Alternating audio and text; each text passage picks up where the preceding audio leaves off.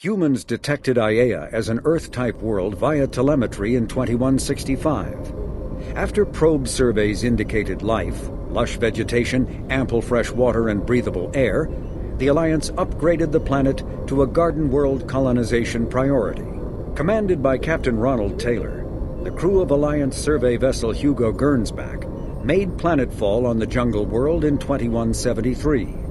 Soon after, ship transmissions inexplicably stopped. While the precise fate of the Hugo Gernsback command and crew is unknown, they are presumed killed in action and their vessel destroyed. An artificial intelligence is a self-aware computing system capable of learning and independent decision-making. Creation of a conscious AI requires adaptive code, a slow, expensive education, and a specialized quantum computer called a blue box. An AI cannot be transmitted across a communication channel or computer network. Without its blue box, an AI is no more than data files. Loading these files into a new blue box will create a new personality, as variations in the quantum hardware and runtime results create unpredictable variations. The Geth serve as a cautionary tale against the dangers of rogue AI, and in Citadel space, they are technically illegal. Advocacy groups argue, however, that an AI is a living, conscious entity, deserving the same rights as organics. They argue that continued use of the term artificial is institutionalized racism on the part of organic life. The term synthetic is considered the politically correct alternative. The Asari were the first species to discover the Citadel. When the Solarians arrived, it was the Asari who proposed the establishment of the Citadel Council to maintain peace throughout the galaxy. Since then, the Asari have served as the mediators and centrists of the Council. An all-female race, the Asari reproduce through a form of parthenogenesis. They can attune their nervous system to that of another individual of any gender and of any species to reproduce. This capability has led to the unseemly and inaccurate rumors about Asari promiscuity. Asari can live for over 1,000 years, passing through 3 stages of life. In the maiden stage, they wander restlessly, seeking new knowledge and experience. When the matron stage begins, they meld with interesting partners to produce their offspring. This ends when they reach the matriarch stage, where they assume the roles of leaders and counselors. Lieutenant Commander Ashley Williams is a career military officer with the Systems Alliance. Born in 2158 to a military family, Williams enlisted directly out of high school, splitting time between Earth and hostile environment training on Titan. After earning numerous commendations early in her career, Williams became a platoon guide on Eden Prime, where she was the only member of her unit to survive the Geth attack. Williams then served as gunnery chief under Commander Shepard on the SSV Normandy, and was promoted to lieutenant commander after the Battle of the Citadel. More recently, an Alliance tribunal called on Williams to testify about her experience with the Reapers. In the early 2160s, the Alliance began aggressive colonization of worlds in the Skyllian Verge, much to the dismay of the Batarians, who had been developing the region for several decades. In 2171, the Batarians petitioned the Council to declare the Verge a zone of Batarian interest. The Council refused, however, declaring unsettled worlds in the region open to human colonization. In protest, the Batarians closed their Citadel embassy and severed official diplomatic relations with the Council, effectively becoming a rogue state. They instigated a proxy war in the Verge by funneling money and weapons to criminal organizations, urging them to strike at human colonies. Hostilities peaked with the Skyllian Blitz of 2176, an attack on the human capital of Elysium by Batarian-funded pirates and slavers. In 2178, the Alliance retaliated with a crushing assault on the moon of Torfin, long used as a staging base by Batarian-backed criminals. In the aftermath, the Batarians retreated into their own systems and are now rarely seen in Citadel space. Biotics is the ability of rare individuals to manipulate dark energy and create mass effect fields through the use of electrical impulses from the brain. Intense training and surgically implanted amplifiers are necessary for a biotic to produce mass effect fields powerful enough for practical use. The relative strength of biotic abilities varies greatly among species and with each individual. There are 3 branches of biotics. Telekinesis uses mass-lowering fields to levitate or impel objects. Mass-raising kinetic fields are used to block or pin objects. Spatial distortion uses rapidly shifting mass fields to shred objects. Most organic species are capable of developing biotic abilities, though there are risks involved. Biotics are the result of an in utero exposure to element 0. This usually causes fatal cancers in the victim, but in rare cases, it coalesces into nodules within the fetus's developing nervous system. Originally a small Terminus Systems Vorcha gang, the Blood Pack was transformed into a legion by visionary Krogan battlemaster Gunnar Rang. Exiled for striking a female in anger, Rang obsessed over reclaiming his lost status. Leading the Vorcha Pack as a pirate crew, Rang cultivated recruits and infamy for a decade before incorporating his fighters as a security company across the Skyllian Verge. His notoriety ensured his initial public offering for investors made him rich beyond most Krogans' dreams. Rang returned triumphantly to his clan, rallying elders, Krogan hordes, and their firepower and biotic support toward professional violence in the Terminus systems. Banned from Citadel space, the Blood Pack bribes its way through spaceports into armed conflicts across the galaxy. Priding themselves for accepting otherwise untouchable contracts, the Blood Pack rejects bodyguarding and security in favor of cases requiring minimal oversight and maximal violence. Founded by notorious Batarian slaver Solum Dulcera, the Blue Suns began as a Skyllian Verge protection racket, providing genuine protection from slavers and pirates. Eventually captured by the Systems Alliance Navy, Dulcera beat almost 24 charges to be convicted on a single count of conspiracy. The slaver benefited from the tutelage of cellmate and brilliant con artist Bernard Legit's Ledger. Upon release 5 years later, Dulcera incorporated Blue Suns as a legal security agency. Today, the Blue Suns boast a galaxy-wide force of Batarians, Turians, humans, and Krogan. Each deployment is backed by a logistics corps, selling everything from heavy weapons to shaving cream. Despite claims that Blue Suns sells its captives as slaves, no Blue Suns employee has ever been convicted on such charges. Many Blue Suns members sport the company logo in tattoo form, removed during assignments and reapplied at mission end. Dr. Karen Chakwas is a trauma surgeon and a major in the Alliance Navy. She served on the SSV Normandy under both Captain Anderson and Commander Shepard, and was aboard the ship when it was destroyed by the Collectors. She later quit the Alliance in order to rejoin Shepard on the Cerberus-built Normandy SR-2. Along with most of the Second Normandy's crew, Dr. Chakwas was kidnapped by the Collectors and taken beyond the Omega-4 relay, where Commander Shepard eventually rescued her. After the Alliance impounded the Normandy SR-2, an inquiry found that Dr. Chakwas had no significant role in or provable knowledge of Cerberus's criminal activities. She has since rejoined the Alliance. The Citadel is an ancient deep space station, presumably constructed by the Protheans. Since the Prothean extinction, numerous species have come to call the Citadel home. It serves as the political, cultural, and financial capital of the galactic community. To represent their interests, most species maintain embassies on the Presidium, the Citadel's inner ring. The Citadel Tower in the center of the Presidium holds the Citadel Council Chambers. Council affairs often have far-reaching effects on the rest of the galactic community. 5 arms, known as the Wards, extend from the Presidium. Their inner surfaces have been built into cities, populated by millions of inhabitants from across the galaxy. The Citadel is virtually indestructible. If attacked, the station can close its arms to form a solid, impregnable shell.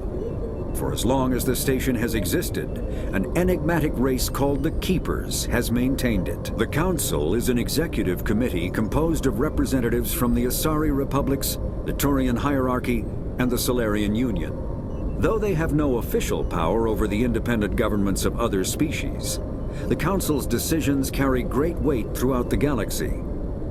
No single council race is strong enough to defy the other two, and all have a vested interest in compromise and cooperation. Each of the council species has general characteristics associated with the various aspects of governing the galaxy. The Asari are typically seen as diplomats and mediators. The Solarians gather intelligence and information. The Turians provide the bulk of the military and peacekeeping forces. Any species granted an embassy on the Citadel is considered an associate member, bound by the accords of the Citadel Conventions. Associate members may bring issues to the attention of the Council, though they have no input on the decision. The Human Systems Alliance became an associate member of the Citadel in 2165. Citadel space is an unofficial term referring to any region of space controlled by a species that acknowledges the authority of the Citadel Council. At first glance, it appears this territory encompasses most of the galaxy. In reality, however, less than 1% of the stars have been explored. Even Mass Effect FTL drive is slow relative to the volume of the galaxy. Empty space and systems without suitable drive discharge sites are barriers to exploration. Only the mass relays allow ships to jump hundreds of light years in an instant, the key to expanding across an otherwise impassable galaxy. Whenever a new relay is activated, the destination system is rapidly developed. From that hub, FTL drive is used to expand to nearby star clusters. The result is a number of densely developed clusters, thinly spread across the vast expanse of space, connected by the mass relay network. Menai is one of 2 moons orbiting the Turian homeworld of Palaven. The Turian hierarchy put Menai in the hands of the military soon after their spacecraft first landed on the moon, immediately halting civilian research and exploration. Menai's geological composition and specifications have been classified ever since. These days, a few active naval bases dot the moonscape, as well as infantry installations focused on extreme survival training. The mystery of Menai is a lasting fascination for many Turian citizens. Speculation about its presumably rare and valuable resources has become a common plot point in vids, novels, and even poetry for young Turians. When the Turians were introduced to the galactic community, an Asari diplomat poetically described their homeworld Palaven as a silver world of fortresses and fire. Because Palaven's weak magnetic field is a poor shield from its sun, most of the planet's animal life developed metallic carapaces as defenses against solar radiation. Its photosynthetic life is similarly impressive, shutting down vulnerable metabolic processes during daylight hours and repairing cellular damage at night. The visible fortifications of Turian cities reflect their martial society. But since joining the galactic community, internal conflicts have become honor-bound affairs, with few casualties among non-combatants. These city fortifications have proven no match for the Reapers and their aggressive bombardment of Palaven. Admiral David Edward Anderson is a career military officer in the Systems Alliance Navy. Born in London in 2137, he later moved to Arcturus Station and became the first graduate of the Alliance's now renowned N7 Marine program. Anderson is one of the Alliance's most decorated Special Forces operatives, and served with honor during the First Contact War. He was the original captain of the SSV Normandy before relinquishing command to his XO, Commander Shepard. After the Alliance victory in the Battle of the Citadel, Anderson briefly served as the Citadel's first human counselor. He soon became embroiled in a Cerberus plot to abduct his friend Kaylee Sanders, however, and learned that he was unable to live a life without action. He stepped down as counselor and returned to the military to prepare for the Reaper invasion. The Alliance Parliament named Donald Udina as his successor. Admiral David Edward Anderson is a career military officer in the Systems Alliance Navy. Born in London in 2137, he later moved to Arcturus Station and became the first graduate of the Alliance's now renowned N7 Marine program. Anderson is one of the Alliance's most decorated Special Forces operatives and served with honor during the First Contact War. He was the original captain of the SSV Normandy before relinquishing command to his XO, Commander Shepard. After the Alliance victory in the Battle of the Citadel, Anderson was promoted to admiral and chosen to advise Citadel Counselor Donald Udina on military matters. Anderson later became embroiled in a Cerberus plot to abduct his friend Kaylee Sanders, but he foiled the abduction and returned to duty to prepare for the Reaper invasion. Banshees are the corrupted Asari often found leading a Reaper strike force.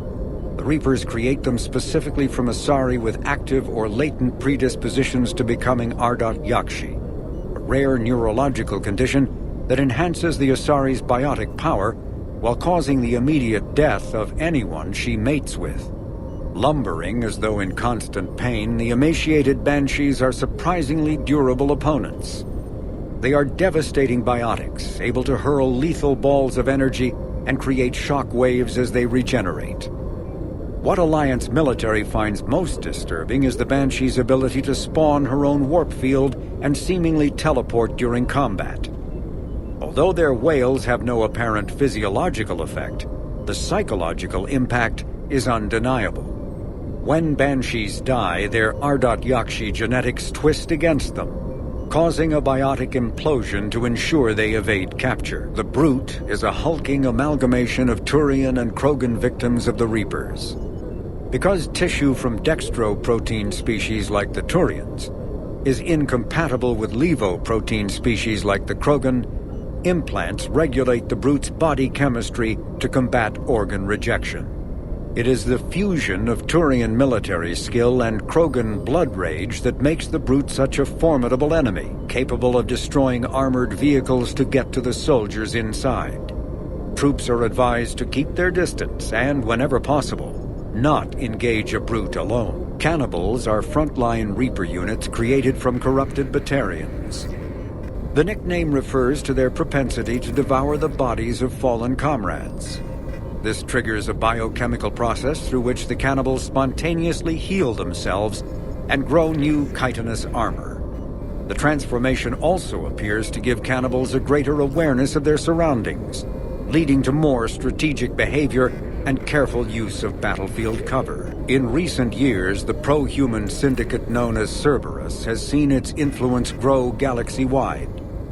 The largely untraceable organization now includes private intelligence agencies, biotics laboratories, research facilities, and the lucrative corporations that provide a front for it all. Cerberus's charismatic leader, known only as the Elusive Man, drives the organization's philosophy and interests. The level of secrecy he maintains puts professional intelligence agencies to shame. As Cerberus grows, so too does public distrust of the organization. Some commentators have remarked that Cerberus is not so much pro-human as it is anti-alien. Others question the blind loyalty of its employees. Gelix, the second planet in the Arai system, is a marginally habitable world of mountains and ice. The planet was turned into a human penal colony upon its discovery in 2161. But its prison shut in 2179 after racking up the worst safety records in the system's alliance. Lawsuits are still in the courts. Shortly after the closure of the prisons, a handful of intergalactic corporations moved in to set up mines, supply depots, and other facilities on the planet. The John Grissom Academy, founded in 2176, is the Alliance's premier school for young human biotics. The institution is housed in a space station in orbit over the human colony of Elysium. Its main program, the Ascension Project, is designed both to train and monitor young biotics, as well as help them integrate into society after graduation. Unlike the project's previous incarnation, Biotic Acclamation and Temperance Training, or BAT, the training is not exclusively military in nature. The Academy also employs scientific personnel, including Dr. Kaylee Sanders, to develop synthetic intelligence systems and biotic amplifiers like the new L4 implants. The Reaper called Harbinger is believed to be the oldest and largest in the Reaper Armada. From the reaches of dark space, Harbinger managed to control the Collectors, a race of human-sized insectoid bipeds, as it sent them on a campaign to kill and gather humans from vulnerable colonies. The Collectors became a terrifying force in the galaxy, responsible for the murder of hundreds of thousands. Surviving colonists have described the tone of Harbinger's threats heard through the collectors as they attacked as visceral and terrifying. Alliance intelligence has tentatively identified Harbinger as one of the Reapers leading the attack on Earth. The sight of a Reaper harvester in flight nearby is one of the first indications that a Reaper invasion is underway. Their massive wingspan allows them to quickly cover the distance between them and their prey. In the harvester's mouth are two heavy guns that fire in an alternating pattern. The harvester's most fearsome quality, however, is that its appearance guarantees that Reaper ground troops are not far behind. Husks are the aggressive, mindless foot soldiers of the Reaper armies. They are created by impaling either living or dead humans on mechanical spikes that rapidly extract water and trace minerals and replace them with cybernetics. These cybernetics reanimate the lifeless flesh and tissue, transforming the bodies into horrifying killing machines. The Reapers use large groups of husks to overwhelm the enemy. The husks' inability to feel pain, as well as their tendency to attack in groups, makes them particularly deadly adversaries. Reaper indoctrination is an insidious means of corrupting organic minds, reprogramming the brain through physical and psychological conditioning using electromagnetic fields, infrasonic and ultrasonic noise, and other subliminal methods. The Reaper's resulting control over the limbic system leaves the victim highly susceptible to its suggestions. Organics undergoing indoctrination may complain of headaches and buzzing or ringing in their ears. As time passes, they have feelings of being watched and hallucinations of ghostly presences. Ultimately, the Reaper gains the ability to use the victim's body to amplify its signals, manifesting as alien voices in the mind. Indoctrination can create perfect deep cover agents. A Reaper's suggestions can manipulate victims into betraying friends, trusting enemies, or viewing the Reaper itself with superstitious awe. Should a Reaper subvert a well-placed political or military leader, the resulting chaos can bring down nations. Long-term physical effects of the manipulation are unsustainable. Higher mental functioning decays, ultimately leaving the victim a gibbering animal. Rapid indoctrination is possible, but causes this decay in days or weeks. Slow, patient indoctrination allows the thrall to last for months or years. An unremarkable world located far from regularly traveled trade routes, Lessus is inhabited only by a small Asari colony. The main feature is a monastery that houses a large population of Asari with active or latent Ardot-Yakshi genes, a disorder that causes the death of anyone who mates with the afflicted Asari. Although some of the colonists exiled themselves voluntarily, many were sent to Lessus by their families to protect society from their deadly potential. The monastery emphasizes individual sacrifice for the good of the community. Latent Ardot-Yakshi, as well as active sufferers who show that they can control their condition, may be offered a chance to reintegrate into Asari society after spending sufficient time on Lessus. Active Ardot-Yakshi whose psychological profiles show capacity for neither empathy nor re-education are confined to the monastery for life. Marauders are harvested Turians that command and protect other Reaper troops.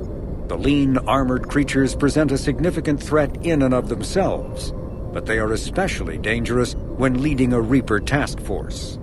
Alliance Marines have observed Marauders fortifying husks and cannibals by enveloping them in a ribbon of energy that forms a scabby shell of armor. For this reason, when Alliance soldiers encounter a Marauder alongside husks or cannibals, standing orders are to target the Marauder first. The planet Rannoch, an arid planet orbiting an older star in the Tikkun system, is the former Quarian home world. Almost 300 years ago, the Quarians were driven from Rannoch by the Geth, synthetic servants who gained sapience and rebelled against their creators. Although Rannoch is now largely uninhabited, the Geth have acted as caretakers, working to repair the planet's ecology, restore ancient structures, and cultivate some farmland. Rannoch has no insect life. As a result, its pollinating plants evolved to rely on animals for propagation. This symbiosis between flora and fauna is responsible for the Quarians' weakened immune systems, which made colonization of other planets extremely difficult after their exile from Rannoch. For many Quarians, reclaiming their home world from the Geth is a matter of both cultural and physiological necessity. Ravagers are former Rachni that the Reapers have transformed into heavy artillery through a process of implantation and genetic modification. As walking organic turrets, they can sustain and inflict considerable damage. Ravagers bear egg sacs that continuously spawn swarmers. If the sacs are destroyed either during combat or upon the Ravager's death, their entire contents burst forth to charge the enemy and explode on contact. A dead Ravager expels a caustic gas and an acidic puddle. Alliance scientists have theorized that it is easiest for the Reapers to maintain control over units of Rachni genetic extraction because of the species' neurological predisposition for hive mind consensus. The Citadel races have classified the known variants of Reapers into 4 types. Capital ships are Sovereign-class Reapers 2 kilometers in length. They typically target the dreadnoughts, defense installations, and industrial cities of organic civilizations. Experts believe the Reapers harvest a single species of organics during each cycle of extinction to create these massive ships. Some capital ships are capable of launching small drones equivalent to fighters. Destroyers are 160 meters long and, in astounding numbers, make up the bulk of the Reaper fleet. They engage cruisers and other smaller ships, as well as communications posts and enemy command centers. Research suggests destroyers are created from those species that are not harvested to make capital ships. Troop transports carry husks to unconquered planets and bring victims of the harvest to Reaper processing centers. They vary in length from 200 meters to 1 kilometer, but unlike capital ships and destroyers, do not appear to be self-aware. Instead, other Reapers operate troop transports remotely. Processors, also called slaughter ships, are mobile centers for mass DNA harvesting. Like troop transports, processors appear to be remotely operated by sapient Reapers. Sovereign was the first Reaper encountered by the modern Citadel races. Military leaders initially assumed that Sovereign was a Geth or Prothean flagship commanded by Saren Arterius, a rogue Spectre. The truth was far more alarming. The massive ship was itself intelligent, and Saren proved to be under its control. The attacks by Sovereign against Eden Prime and the Citadel removed any uncertainty about the Reaper's technological superiority. Sovereign's formidable shielding and firepower allowed it to hold off the combined fleets of the Citadel, and its mass effect fields proved powerful enough to let the enormous vessel land on a planet's surface. Sovereign's mission, to open a mass relay that would transport the other Reapers from dark space, proved its undoing. During the Battle of the Citadel, Sovereign linked its consciousness to Saren's. When Saren's death corrupted the signal and shut down Sovereign's shields, Sovereign's destruction soon followed, alternating between large oceans and land masses covered in flora. The Solarian homeworld Surkesh is known for its humid climate and lush vegetation.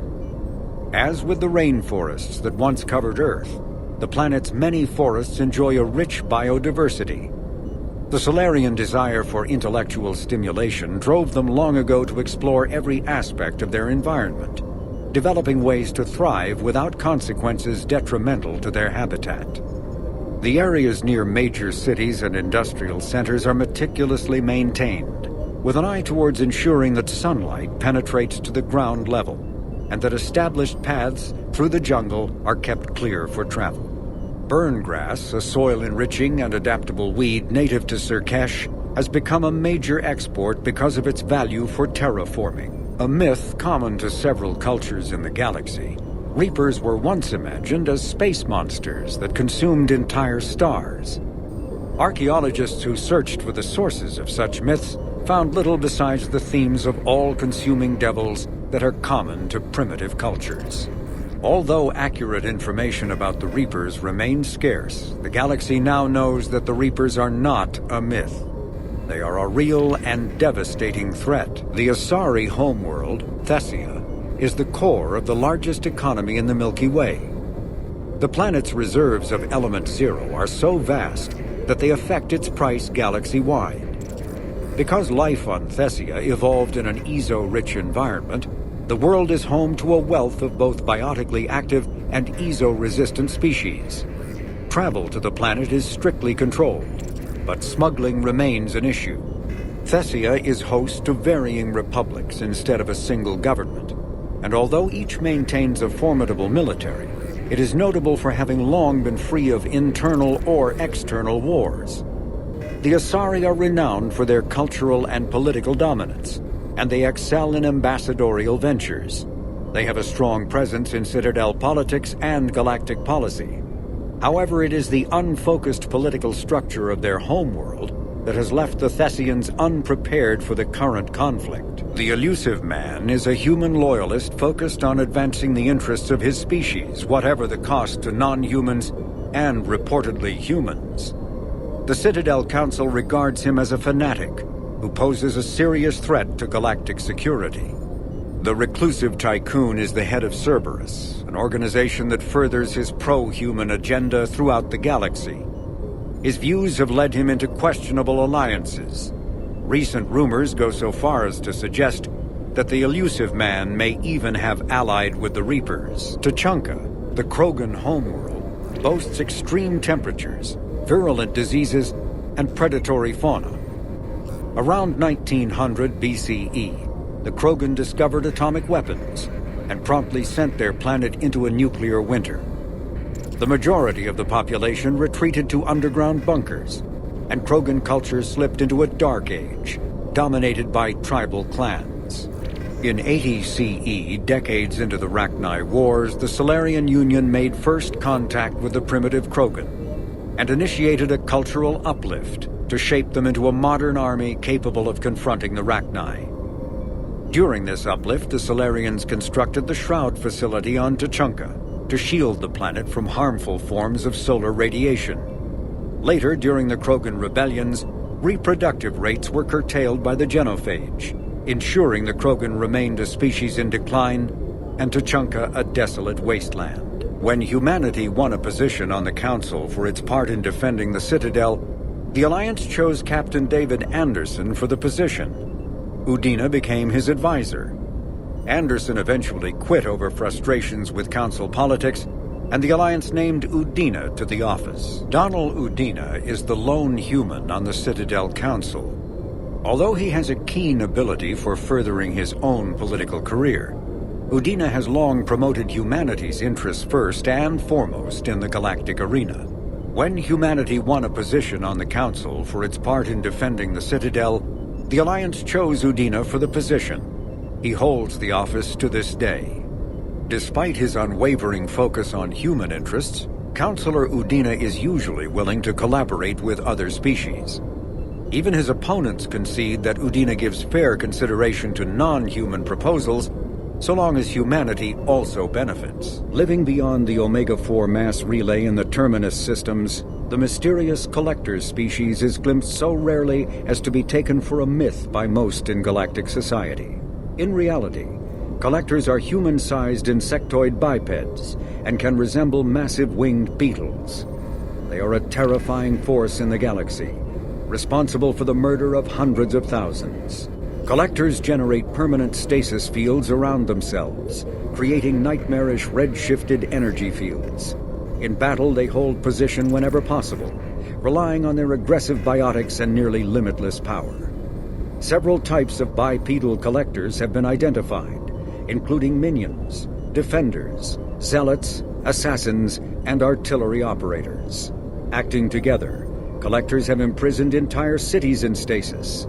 While no definite forensic accounting exists to explain the fate of those imprisoned, leading speculation is that victims are harvested for scientific experimentation and neurobiological repurposing. The Mars archives describe a superweapon that the Alliance has named the Crucible, which exploits the technology of Mass Effect relays. Beyond the basic principles, however, researchers know little about how the weapon actually works. One popular theory suggests that since relays can transfer matter and energy across the galaxy with little regard for distance, It may be possible to create a weapon for which range is barely a factor. Duplicating the advanced science used to build the relays has proven difficult, however. If the Crucible were completed, the challenge would become tuning the weapon to kill a Reaper halfway across the galaxy without inflicting unthinkable levels of collateral damage. What is clear is that the Crucible's construction is a massive effort, drawing resources from throughout explored space. Staggering financial costs have been disregarded in the common effort to create something, anything, that can stop the Reapers. It may be possible to reverse the genophage by extracting an immunity from the genetic data of a cured Krogan female. A Solarian geneticist named Malin, a former student of Dr. Morden Solis, discovered the cure through unethical experimentation on live subjects. The complexity and durability of the genophage derives from biochemical countermeasures that the Solarians wove into the plague in an attempt to make the sterilization incurable. No one is certain of how Malin circumvented the countermeasures, but his work was complete enough to allow replication of his results. In its original form, the cure restored fertility but severely compromised the immune system. This resulted in slow, painful death for all but one of Malin's test subjects. If the beneficial aspects of the cure can be isolated, a specially tailored virus could repair the affected genes in other Krogan. Cyclonic barrier technology, CBT, attempts to solve the higher-end limitations of traditional kinetic barriers. Traditional barriers cannot block high-level kinetic energy such as disruptor torpedoes because torpedo mass effect fields add mass. The CBT violently slaps aside rather than halting incoming linear force. By rotationally firing their mass effect field projectors, ships create rapidly oscillating kinetic barriers instead of static ones. Shooting through the CBT is like trying to shoot at a target inside a spinning ball. Significant drawbacks to current CBT configuration prevent its use on anything other than frigates and fighters. Its many high-frequency sensors and emitters require frequent maintenance and replacement. A partially damaged CBT can endanger its operator, who is surrounded by rotating mass effect fields skewing in unpredictable directions.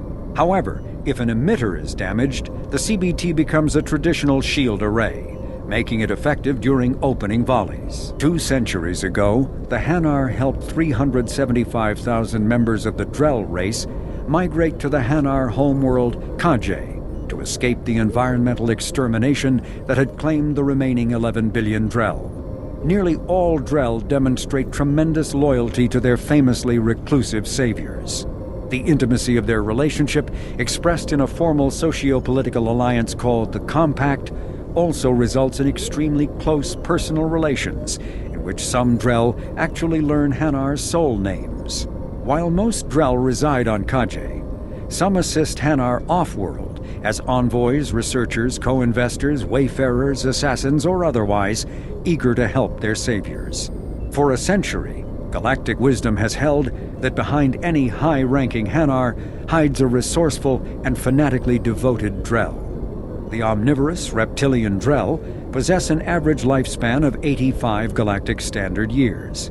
Having evolved on an arid planet, Drell face serious illness on the Hanar homeworld, especially Keprel's syndrome, a fatal bacterial lung disease. The homeworld and capital of humanity is entering a new golden age. The resource wealth of a dozen settled colonies and 100 industrial outposts flows back to Earth, fueling great works of industry, commerce, and art. The great cities are greening as arcology skyscrapers and telecommuting allow more efficient use of land. Earth is still divided among nation-states, though all are affiliated beneath the overarching banner of the Systems Alliance. While every human enjoys a longer and better life than ever, the gap between rich and poor widens daily. Advanced nations have eliminated most genetic disease and pollution. Less fortunate regions have not progressed beyond 20th century technology and are often smog-choked, overpopulated slums. Sea levels have risen 2 meters in the last 200 years, and violent weather is common due to environmental damage inflicted during the late 21st century. The past few decades, however, have seen significant improvement due to recent technological advances. Earth, the home world and capital of humanity, was enjoying a new golden age before the Reapers attacked. Disease, pollution, and other social ills were on the decline, thanks to technological advances and a wealth of resources from the colonies. Earth was an inspiration even to alien cultures, resulting in influence out of proportion with humanity's brief time on the galactic stage. The Reaper attack has put an end to any semblance of this former life. The great cities of Earth are storehouses of human DNA for the Reapers to harvest. Reaper gunships, capable of megaton-scale firepower, annihilated industrial centers in seconds. The militaries of Earth's disparate nation-states have retained only partial communication with the Systems Alliance fleets, leaving the planet's resistance efforts uncoordinated and vulnerable. The loss of the comm buoy network has cut off Earth's economy from the rest of the galaxy, sending shockwaves across galactic markets and a significant obstacle to receiving aid. Brainchild of Asari Commando Jonas Sideris, Eclipse was incorporated as a proactive security company. Influenced by Asari and Solarian military doctrine, Eclipse specializes in sabotage, assassination, and personal and organizational security. Although Citadel governments regard the corporation with suspicion, it's embraced in the Skillian Verge and Terminus systems. Early on, Sideris sought government contracts to establish market share against the better-established Blue Suns. Her agency scored a galactic PR coup by retaking several space stations captured by the Anhur People's Liberation Army and neutralizing its leaders, a victory Eclipse's marketing department never ceases trumpeting. Based on Omega Station, Eclipse controls nearly 20% of the asteroid's real estate. Its services range from mech repair to open warfare, although assassination is reserved for meeting wider, longer-term company goals. For instance, preemptive strikes against pirates rather than murdering spouses for insurance money. Despite numerous reports, Eclipse denies sabotaging or kidnapping business rivals. The Enhanced Defense Intelligence, or EDI, serves as an information source and cyber warfare defense system on the rebuilt Normandy SR-2. The ship's crew can access EDI at any terminal or through radio contact. During an attack from a collector vessel, pilot Jeff Joker Moreau gave EDI full access to the Normandy systems, allowing the ship to escape. Although EDI retains the control that Moreau gave her, she is usually content to advise the organic crew members who fly and maintain the ship. The Elcor are a Citadel species native to the high-gravity world Dakuna. They are massive creatures, standing on 4 muscular legs for increased stability. Elcor move slowly, an evolved response to an environment where a fall can be lethal. This has colored their psychology, making them deliberate and conservative. Elcor's speech is ponderous and monotone. Among themselves, scent, slight movements, and sub-vocalized infrasound convey shades of meaning that make a human smile seem as subtle as a fireworks display. Since their subtlety can lead to misunderstandings with other species, the Elcor often go out of their way to clarify when they are being sarcastic, amused, or angry. Dakuna's high gravity impedes mountain formation. Most of the world consists of flat, open plains, which prehistoric Elcor wandered across in small family bands. Modern Elcor still prefer open sky, and can become restless and uncomfortable on long starship journeys. When subjected to an electrical current, the rare material dubbed Element Zero, or EZO, emits a dark energy field that raises or lowers the mass of all objects within it. This mass effect is used in countless ways, from generating artificial gravity to manufacturing high-strength construction materials. It is most prominently used to enable faster-than-light space travel. EZO is generated when solid matter, such as a planet, is affected by the energy of a star going supernova. The material is common in the asteroid debris that orbits neutron stars and pulsars. These are dangerous places to mine, requiring extensive use of robotics, telepresence, and shielding to survive the incredible radiation from the dead star. Only a few major corporations can afford the setup costs required to work these primary sources. Humanity discovered refined element zero at the Prothean Research Station on Mars, allowing them to create mass effect fields and develop FTL travel. Pharos is a habitable world in the Attican Beta Cluster. 2/3 of the habitable surface is covered with the ruins of a crumbling Prothean megatropolis. In the millennia since the Prothean extinction, the ruins have been repeatedly picked over by looters many times. Pharos was considered a poor prospect for colonization, as little open ground remains for agriculture. The only sizable freshwater sources are the poles, which are tapped by the decaying Prothean aqueduct systems. The dead cities, while in good condition considering their antiquity, are of uncertain stability. Ground level is congested by a dozen meters of fallen debris, and the air is fouled by dust.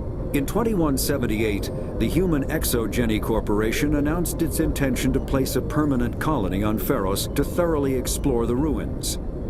The pioneer settlement was placed on the upper levels of several intact skyscrapers, using the surviving Prothean aqueducts and rooftop hydroponic gardens to support the population. Humanity's first contact with an alien race occurred in 2157. At that time, the Alliance allowed survey fleets to activate any dormant mass relays discovered, a practice considered dangerous and irresponsible by Council-aligned races. When a Turian patrol discovered a human fleet attempting to activate a relay, they attacked. One human vessel survived, retreating to the colony of Shanxi. The Turians followed, quickly defeating the local forces. Shanxi was occupied, the first and to date only human world to be conquered by an alien species.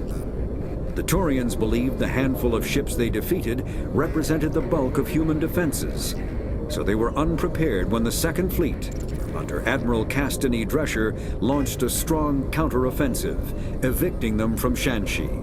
The Turians mobilized for full-scale war, drawing the attention of the rest of the galaxy. The Council quickly intervened, forcing a truce.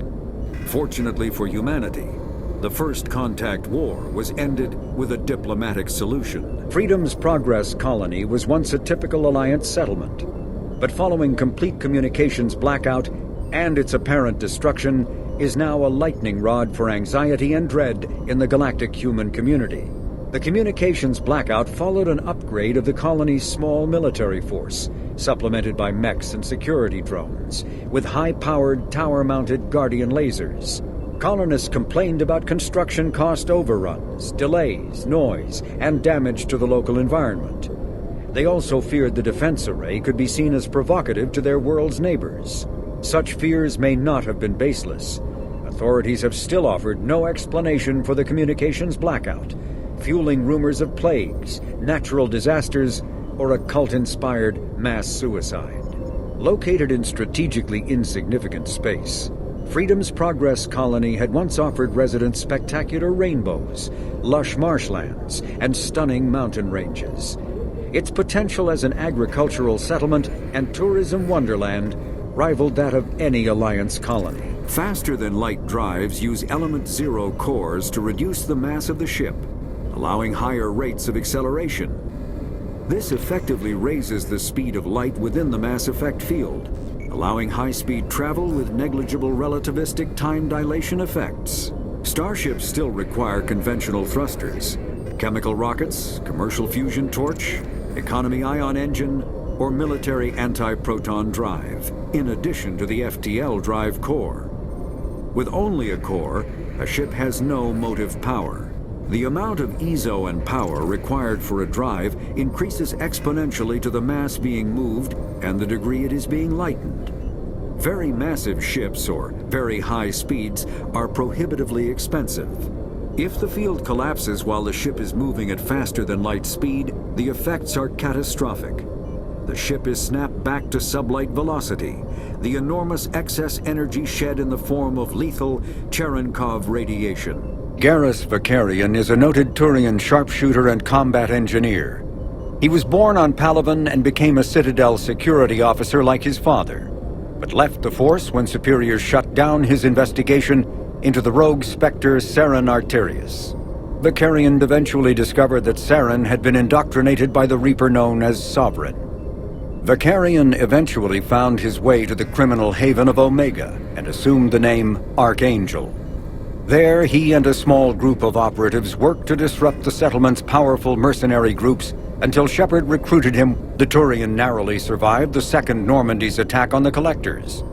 More recently, Vakarian has become the head of a Turian task force focused on preparing for the Reaper invasion. The genophage bioweapon was created to end the Krogan rebellions. The Turians fought the Krogan to a standstill, but the sheer weight of Krogan numbers indicated they could not be stopped through conventional means. The Turians collaborated with the Salarians to engineer a genetic counter to the Krogan's rapid breeding. The genophage virus replicated by eating key genetic sequences, altering every cell of Krogan physiology, so the Krogan could not use gene therapy to fix the affected tissues. Once a genophage strain could replicate no more, it would starve and die, limiting mutation and contamination. In addition, the created genetic flaw is hereditary. The resulting mutation made only 1 in 1,000 Krogan pregnancies carry to term, reducing offspring viability rather than fertility. Krogan warlords fought battles over the females able to carry children to term. The release of the genophage is still controversial and bitterly debated in many circles. The Geth are a humanoid race of networked AIs. They were created by the Quarians 300 years ago as tools of labor and war. When the Geth showed signs of self-evolution, the Quarians attempted to exterminate them. The Geth won the resulting war.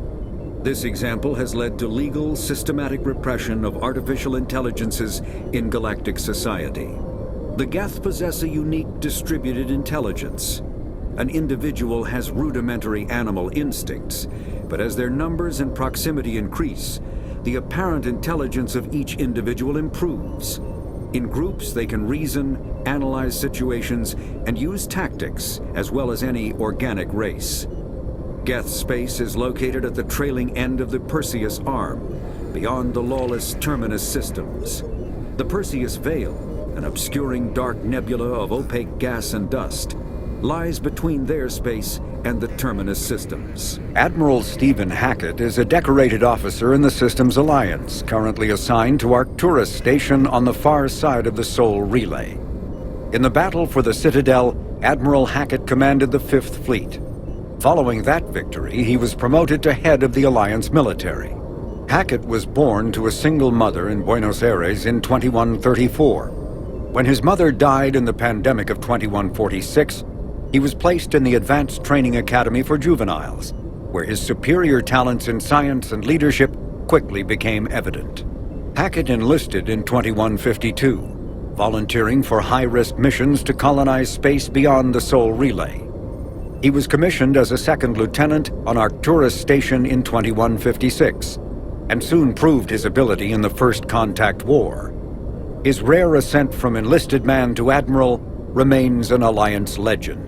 Before the Geth Revolt 300 years ago, the Quarians colonized Haestrom to study the mysterious instability of its sun, which threatened premature eruption into a red giant. As a scientific outpost of minimal military value, Haestrom was ill-equipped to repel Geth forces during the insurrection and fell quickly under their control. Captured Geth planetary survey data indicates that despite sustaining damage during the war, Haestrom's architecture remains as it was 300 years ago, preserving a Quarian architectural style that no longer exists anywhere else in the galaxy. Because Haestrom's sun has overwhelmed the planet's protective magnetosphere, humans foolhardy enough to venture into Geth-controlled Haestrom must exercise extreme caution. Minutes of radiation exposure will overload shields, and hours of exposure will kill. Furthermore, solar output renders surface-to-orbit communication nearly impossible. The Hanar are a Citadel species known for excessive politeness. They speak with scrupulous precision and take offense at improper language. Hanar that expect to deal with other species take special courses to help them unlearn their tendency to take offense at improper speech. All Hanar have 2 names. The face name is known to the world. The soul name is kept for use among close friends and relations. Hanar never refer to themselves in the first person in conversation with someone they know on a face-name basis. To do so is considered egotistical, so instead they refer to themselves as this one, or the impersonal it. Their homeworld, Kajay, has 90% ocean cover and orbits an energetic white star, resulting in a permanent blanket of cloud. Due to the presence of Prothean ruins on the world, many Hanar worship them, and Hanar myths often speak of an elder race that civilized them by teaching them language. A typical terminus colony possessing minimal tourist value, Horizon promises substantial economic opportunity, especially in providing new products for humans and supplying the Turian hierarchy. Surveyed 18 years ago, Horizon received pilot habitation 4 years later. The colony proper is now 8 years old. Blessed with verdant forests and abundant fresh water, Horizon maintains a colonial culture that thrives as a refuge from the increasing restrictions of Citadel-governed society. Horizon has attracted numerous dissidents, marginal people, and fringe dwellers from across Alliance space. After the Geth secure a location, they round up and impale dead and living bodies on mechanical spikes. The spikes rapidly transform these victims into withered husks, extracting water and trace minerals, and replacing them with cybernetics. The cybernetics reanimate the lifeless flesh and tissue, transforming the bodies into mindless killing machines. Some Alliance soldiers refer to the husk-generating spikes as dragon's teeth, a reference to the mythological berserkers who sprang up from the earth wherever the teeth of the dragon Eris were planted. Dragon's teeth and husks bear little resemblance to other pieces of Geth technology. No one is sure why a synthetic race would bother to drain the minuscule amount of recoverable resources from organic corpses, though the value of reusing them as shock troops is obvious. A regional hub of Asari commerce awash in riches, Ilium is infamous for its abusive labor practices and legalization of nearly everything except murder. As such, Ilium is the preferred production site for weapons and pharmaceuticals that would be illegal nearly everywhere else, made even more lucrative by legal indentured servitude. Among the biotics-related pharmaceutical producers is the Dantius Corporation, a rising star in galactic commerce. Despite the dangers of its products, Ilium is renowned for glamour, luxury, and safety, provided by near-total surveillance, making it a favored tourist destination. Countless celebrities maintain palatial estates on Ilium and in its capital Nos Astra. The sole obstacle to business on Ilium is its extensive bureaucracy, tolerated only for its provision of security. Regardless of the character of its economy, Ilium's self-congratulatory media exalts its own society with the provincial arrogance of new money, glorifying in sexiest CEOs and 10 richest residents lists. The reclusive tycoon calling himself the Elusive Man is a human nationalist focused on advancing human interests, whatever the cost to non-humans. The Citadel Council regards him as a fanatic, posing a serious threat to galactic security. A mysterious maverick, to say the least, the Elusive Man heads the Cerberus network. Dubbed the Elusive Empire by investigators, Cerberus is an allegedly untraceable syndicate of private intelligence agencies, biotics laboratories, engineering and scientific research teams, and lucrative front companies. Branded a terrorist and seditionist organization by authorities, Cerberus is the only human power base other than the Terra Firma Party, strong enough to embarrass, if not threaten, the Council and its human representatives. Like the ancient human city of Troy, Ilos is a world known only through second-hand sources. References to Ilos have been found at several other Prothean ruins, though direct study of the world is unlikely to occur. Ilos lies in a remote area of the Terminus systems, only accessible by the legendary Mu Relay. 4,000 years ago, the Mu Relay was knocked out of position by a supernova and lost. Since then, Ilos and its cluster have been inaccessible. Occasionally, a university will organize an expedition to chart a route to Ilos using conventional FTL drive. These never get beyond the planning stages due to the distance and danger. The journey could take years or decades, passing through the hostile Terminus systems and dozens of unexplored systems.